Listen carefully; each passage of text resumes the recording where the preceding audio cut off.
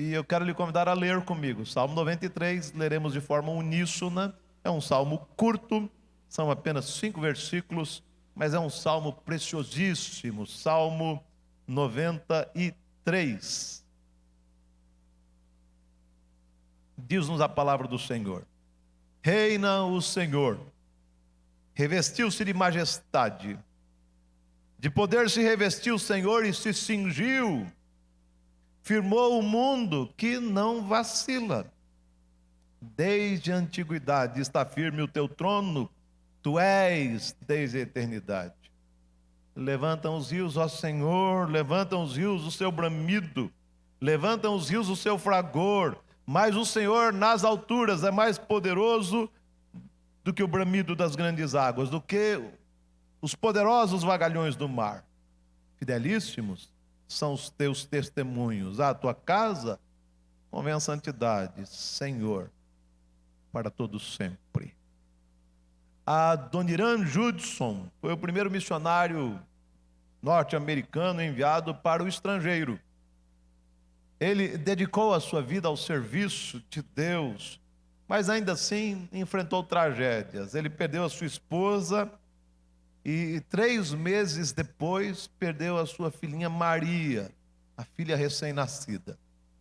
A tristeza consumia aquele missionário, afinal ele estivera ausente tratando dos negócios do pai durante a doença da sua esposa e achou quase impossível se perdoar por causa disso.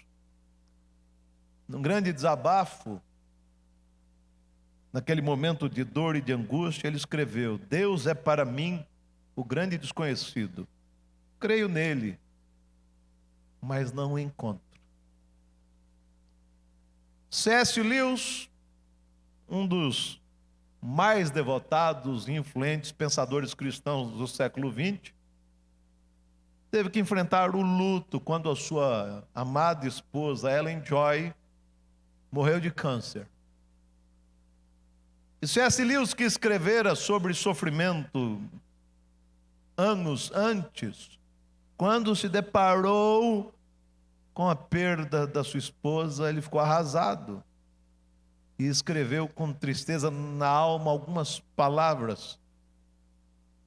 E ele diz o seguinte: vá até ele quando a necessidade for desesperadora. E o que você acha? Uma porta batida na sua cara e o som de aparafusamento e outro aparafusamento no interior, e depois silêncio. Apesar das expressões de angústia e de dor, nem Judson nem C.S. Lewis perderam a fé.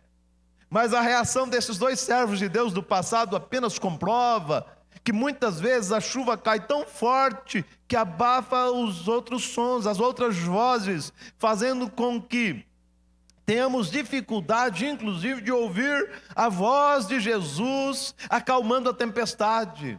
E se você não tem ouvido Jesus dizer ao vento e ao mar: acalmem-se, fiquem quietos, não significa que Ele não esteja acalmando a tempestade. Antes, significa que as tempestades podem afetar a nossa percepção, impedindo que vejamos que o Senhor continua regendo a história, continua cuidando de nós e agindo em nossa vida.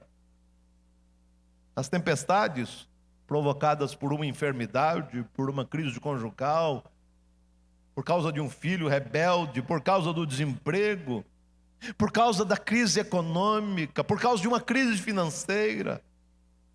Essas tempestades podem afetar a maneira como vemos as coisas. Por isso, quero convidá-lo nesta manhã a meditar sobre o Salmo 93, porque este salmo coloca as coisas na perspectiva correta. Não conhecemos a autoria do Salmo 93, também desconhecemos o contexto histórico, mas os estudiosos acreditam que este salmo foi escrito por um levita que retornou a Jerusalém depois do cativeiro babilônico.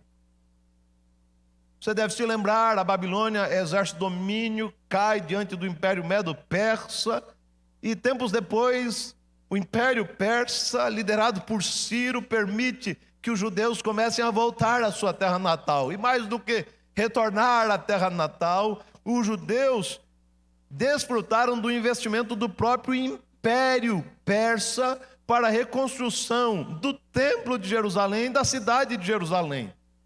Se você quiser ter uma noção da história dos hebreus nesse período, depois do cativeiro babilônico, leia Neemias, leia Ageu, leia Esdras, e você perceberá que, conquanto o rei do Império Persa tem investido na reconstrução do templo, investido na reconstrução da cidade de Jerusalém, aqueles dias não foram fáceis.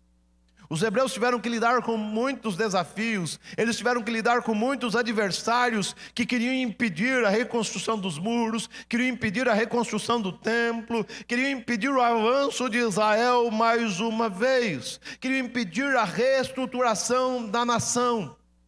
Exatamente por causa das adversidades e dos adversários que se levantaram contra o povo que retornou do Egito, o Salmo 93 se tornou relevante, porque ele é um salmo que traz consolo ao coração. O Salmo 93, ele foi relevante para aquele momento, para que o povo permanecesse firme e não perdesse a esperança. Entendo que para dias de pandemia, o Salmo 93 é igualmente relevante.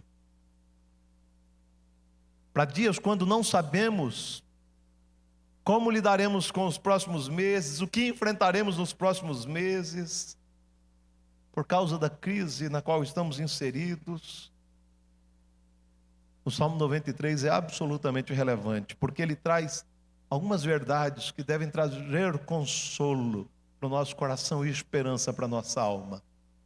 Eu quero refletir com os irmãos, refletir sobre 4 verdades nesta manhã, que devem trazer esperança para o nosso coração a partir do Salmo 93. A primeira verdade está estampada no verso 1. O nosso Deus reina. Meu querido, os Salmos 93, 95 e do 95 até o 100 são dedicados a celebrar a realeza soberana de Deus. São salmos régios. E a primeira verdade que o salmista, no Salmo 93, destaca, e que devia trazer esperança para o coração dos hebreus daqueles dias, deve trazer esperança para o nosso coração em dias de crise, em dias maus, é que Deus reina.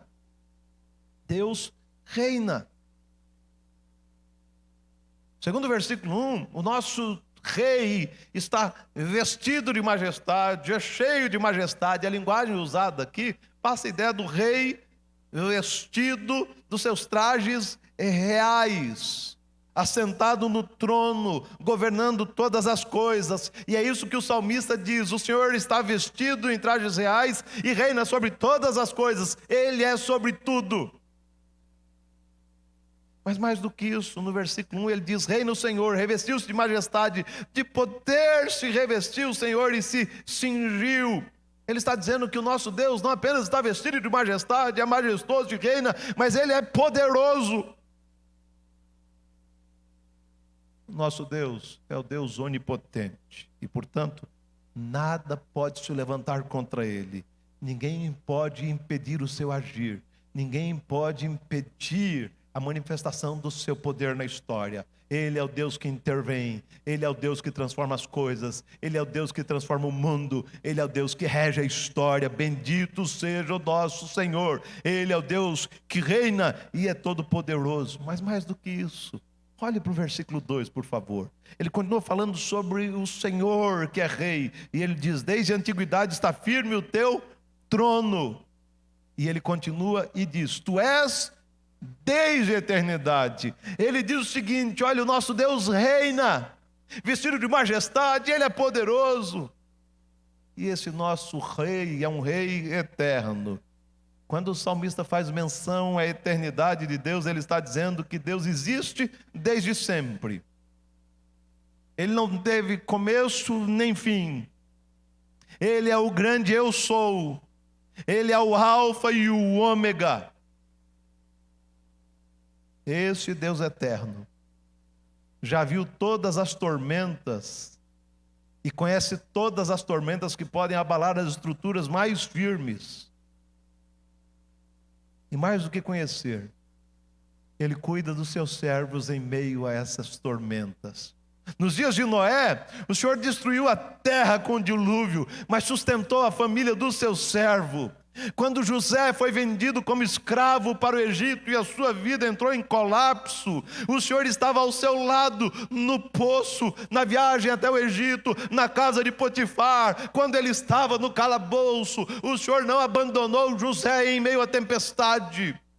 Quando Moisés nasceu e veio o decreto de Faraó dizendo que todos os meninos nascidos dos hebreus deveriam ser mortos, o Senhor preservou a vida daquele pequenino e ele acabou ironicamente se tornando filho da filha de Faraó. Ele foi financiado, bancado pelo próprio império egípcio, porque Deus está no comando e não desampara os seus servos. Ele rege a história. Quando Jerusalém caiu diante da Babilônia, o Senhor esteve cuidando do profeta Jeremias, e mais do que cuidar do profeta Jeremias em Jerusalém, Ele cuidou dos exilados, cuidou de Daniel, que foi levado para a Babilônia. Portanto, meu querido, nosso Deus é eterno, e Ele sabe como lidar com qualquer crise. Portanto, aquiete o coração, Ele sabe como lidar com a atual crise. Aquiete o coração.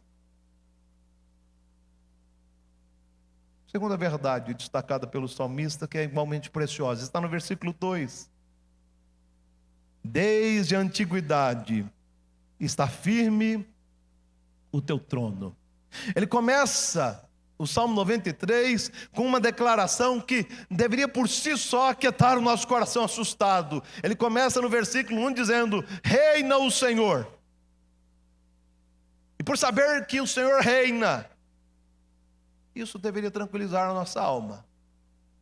Mas, como o Senhor sabe quem somos, o salmista vai adiante e apresenta-nos uma segunda verdade consoladora. Ele diz que o trono do Senhor, desse rei, é um trono inabalável. Meu querido, quando as crises chegam, nós podemos sentir o chão se movendo debaixo dos nossos pés.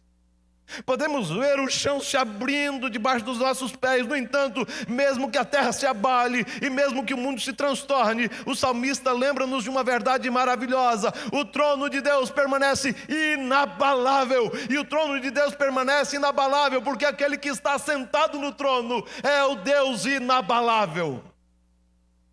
O trono só é inabalável por causa do Deus que é inabalável. O Deus eterno governa todas as coisas, e o seu trono não pode ser abalado pelas circunstâncias. Portanto, meu querido, descanse, aquiete o coração nos dias maus. O Senhor reina, e o seu trono é inabalável. Nada pode abalar o trono de Deus, nada pode afetar o governo de Deus. Terceira verdade, pontuada pelo salmista, é igualmente preciosa. Ele começa no versículo 3 e se estende ao versículo 4, ele diz: levantam os rios, ó Senhor, levantam os rios o seu bramido, levantam os rios o seu fragor. E aí ele afirma: mas o Senhor nas alturas é mais poderoso do que o bramido das grandes águas, do que os poderosos vagalhões do mar. Terceira verdade destacada pelo salmista, que deve trazer consolo ao nosso coração e esperança para a nossa alma, é que Deus é maior do que as circunstâncias. O salmista não diz apenas que o Senhor reina absoluto, mas ele também diz que o Senhor é maior do que as circunstâncias que nos envolvem. E para ilustrar o que ele está querendo dizer, ele usa a figura de águas turbulentas que podem assustar qualquer um. E ele começa no versículo 3 falando sobre a fúria dos rios. Os rios, com a sua fúria, é uma figura antiga que mostra força, mostra o poder do caos e o poder do mal. É aqui que o salmista diz: os rios levantam o seu bramido, os rios levantam o seu fragor, apontando, portanto, para um momento conturbado vivido pelo povo de Deus. Um momento caótico, quando ele apresenta o rio. ou as águas turbulentas dos rios. E aí ele vai mais adiante e menciona a fúria dos mares. E meu querido, quando ele fala sobre os vagalhões do mar, ele está querendo dizer o seguinte: olha, os vagalhões do mar podem afundar navios, engolir construções, destruir cidades. Lembram das tsunamis por aí? Cidades foram varridas por causa disso. Milhares de pessoas morreram por causa de tsunamis. O salmista está apontando para essa figura. Ele diz: as águas turbulentas dos rios e as ondas fragorosas dos mares podem assustar qualquer um, mas o Senhor nas alturas é mais poderoso do que o bramido das grandes águas. O Senhor é mais poderoso do que os vagalhões do mar. Portanto, o povo de Deus não deve desanimar, o povo de Deus não deve se abater, o povo de Deus não deve esmurecer, nem perder a esperança, mesmo nos momentos mais dramáticos, pois Deus, e é isso que o salmista quer destacar, é maior do que qualquer circunstância. Afinal de contas, Ele controla, Ele governa as circunstâncias. Nada acontece distante do propósito e da vontade soberana do Senhor. Mas o Senhor nas alturas é mais poderoso do que o bramido das grandes águas. Lembre-se nesses dias que Deus é maior do que as circunstâncias. Quarta e última verdade pontuada pelo salmista está no versículo 5, quando ele diz: fidelíssimos são os teus testemunhos. Quarta verdade: o nosso Deus é fiel. Se o contexto histórico desse salmo tem a ver com o retorno dos hebreus do exílio babilônico, tem a ver com o retorno dos hebreus do cativeiro babilônico e com os desafios que eles teriam pela frente para a reconstrução da cidade, para a reconstrução da vida, para a reconstrução do templo, por causa da presença dos adversários, das diversas limitações, da acomodação de muitos. Leia Ageu para você perceber. Muita gente, quando retornou do cativeiro, começou a construir as suas casas luxuosas, e o templo ficou abandonado. A crise fez com que muitos crentes daqueles dias se acomodassem e tentassem investir apenas no seu conforto, no luxo de casa, nas facilidades. E por isso mesmo, o salmista fez questão de lembrar que naquele caos, quando havia uma dificuldade enorme para a reconstrução, porque havia perseguição, havia adversários e havia acomodação, ele faz questão de destacar que o nosso Deus é fiel e a sua palavra é igualmente fiel. Tão fiel que ele prometeu que 70 anos depois do cativeiro, o povo retornaria para Jerusalém. E a cidade seria reconstruída, apesar e a despeito de qualquer adversário. E a palavra do Senhor se cumpriu plenamente. O templo foi reconstruído. Os muros ficaram em pé novamente. A cidade de Jerusalém foi restaurada. Judá foi restaurada. Porque a palavra do Senhor é fiel e o nosso Deus é fiel. O Senhor diz por boca dos seus servos, os profetas, que o povo seria levado para o cativeiro, mas que o povo voltaria para casa. Portanto, fiados nessas promessas, o povo deveria arregaçar as mangas e trabalhar em prol da reconstrução da nação com firmeza na fé, porque o nosso Deus é fiel. Assim como o governo de Deus é eterno e estável e, portanto, confiável, a sua palavra, a Bíblia Sagrada, é fiel e confiável. E quem sabe que Deus é fiel, que as suas promessas se cumprirão, deve confiar no piloto que conduz a história, porque o nosso Deus é fiel. Meu querido, eu sei que às vezes a tempestade ou as tempestades podem nos afetar de maneira tão dramática que a semelhança de Adoniran Judson, C.S. Lewis, nós temos a falsa impressão de que estamos sozinhos, de que a porta foi fechada na nossa cara. No entanto, como eu disse, isso é uma falsa impressão. Lendo a palavra de Deus, a gente encontra uma mensagem totalmente diferente daquela que vemos do lábio de Judson e nos lábios de C.S. Lewis. E eu aprendo que o silêncio divino não é sinal de distância, não é sinal de indiferença. Pode ser apenas sinal de que nós temos problemas de audição. Afinal de contas, o nosso Deus não desiste de nós. Ele ainda diz às tempestades: acalmem-se, aquietem-se. Lendo o Salmo 93, nos deparamos com 4 verdades incontestáveis sobre o nosso Deus, que devem fazer-nos descansar em meio ao caos e nesses dias maus. Primeira verdade: Deus reina. Segunda verdade: o trono do Senhor é inabalável. A terceira verdade: Deus é maior do que qualquer circunstância. E a quarta verdade: o Senhor é fiel. Aquele que conhece essas verdades deve olhar para o Senhor nos dias tempestuosos e descansar na certeza de que aquele que começou a boa obra em nós há de completá-la. Aquele que sabe que essas verdades são imutáveis não deve temer os grandes desafios, pois o Senhor é maior do que todos esses desafios. Ele firmou o mundo que não vacila. Aquele que sabe que Deus reina, que o seu trono é inabalável, que Ele é maior do que as circunstâncias e que Ele é fiel, não deve perder a esperança. Afinal de contas, conquanto o cumprimento das suas promessas pareça tardar, aquiete de coração, na certeza de que Ele cumprirá o que prometeu. O nosso Deus é fiel. Reina o Senhor. O seu trono está firme. Ele é maior que as circunstâncias.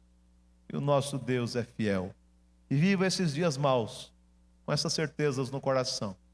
Você perceberá que é mais fácil enfrentar as tempestades com o coração quieto. O hino 254 fala sobre isso. As ondas atendem ao meu mandar, sossegai. Seja o encapelado mar, a ira dos homens, tais águas não podem naufragar, não podem levar-nos para o fundo do mar. Por quê? Porque o Senhor está conosco. Portanto, aquiete de coração, aquiete de coração. Hino 254, sossegai.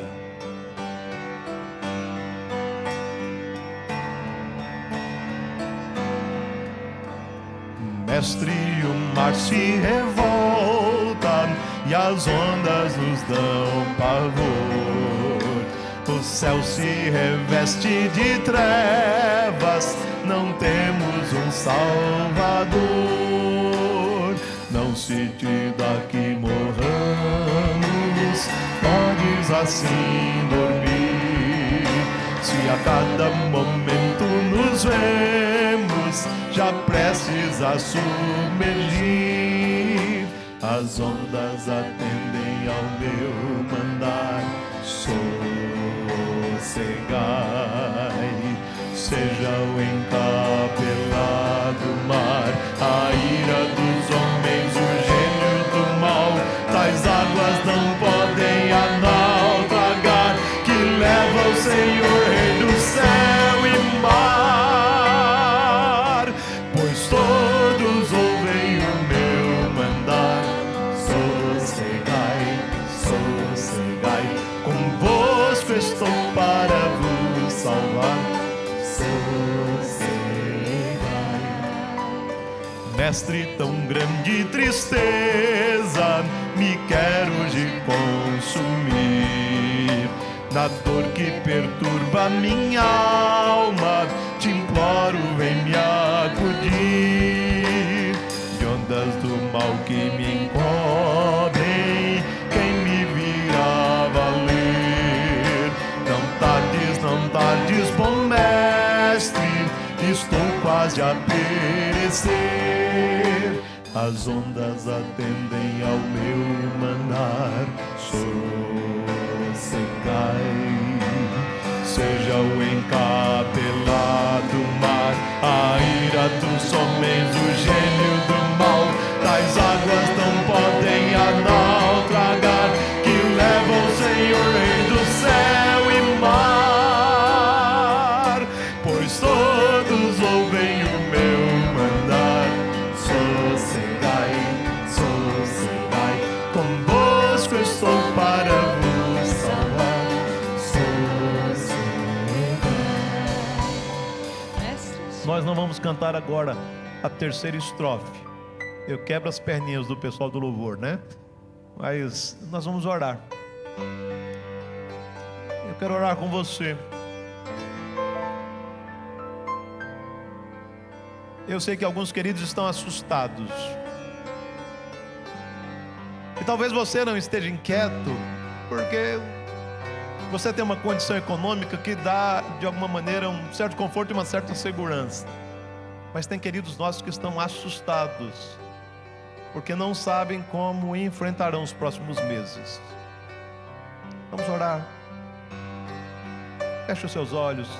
Queridos nossos têm parentes internados em João Pessoa com a Covid-19. Ore.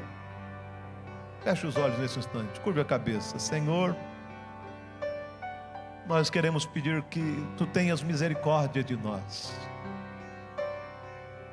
Os dias são maus, o nosso coração se apequena, trememos nas bases, não sabemos o que fazer, nos sentimos impotentes e temos aprendido, ó Deus, que precisamos recorrer a Ti, porque o Senhor é um Deus confiável. Temos aprendido por meio da Tua palavra que podemos descansar na certeza de que a história chegará ao seu fim segundo o Teu propósito, porque o Senhor reina sobre todas as coisas, o Teu trono é inabalável e o Senhor é maior do que as circunstâncias, e que essas verdades, ó Deus, venham trazer consolo para o nosso coração, segurança para a nossa alma, paz para a nossa vida nesses dias maus. Eu quero pedir, ó Deus, ser com aqueles que estão aflitos neste momento, onde eles estiverem, que a Tua bênção seja sobre esses amados, o Teu consolo seja sobre essas vidas, a Tua paz seja sobre esses queridos, ó Deus. Opera de maneira maravilhosa sobre aqueles que estão internados, sobre aqueles que estão sobressaltados por causa do tratamento do câncer. Opera na vida daqueles familiares que estão preocupados porque seus amados foram afetados pelo coronavírus. Deus, consola os enlutados desses dias, que ao invés, ó Deus, de andarmos desesperados, que a bonança chegue aos corações, que a paz do Senhor, que excede todo entendimento, domine o coração de cada querido que nos acompanha nesta manhã, ó Deus. Vem tratar conosco, vem transformar esse quadro caótico e opera de forma maravilhosa na história desta nação, ó Pai. É a nossa oração no nome do Senhor Jesus. Amém, amém. Nós vamos cantar a terceira estrofe. Mestre, chegou a bonança, em paz vejo o céu e mar. Esta tem que ser a nossa expectativa. Vamos cantar, terceira estrofe. A bonança, em paz vejo o céu e o mar. Meu coração goza calma, que não poderá findar. Firme ao Teu lado, ó Mestre, dono da terra e céu, eu hei de chegar bem seguro ao porto destino meu. As ondas atendem ao meu mandar. Sossegai, seja o encapelado mar, a ira dos homens, o gênio do mal, as águas não podem a naufragar, que leva o Senhor Rei do céu e mar, pois todos ouvem o meu mandar. Sossegai, sossegai, convosco estou para vos salvar.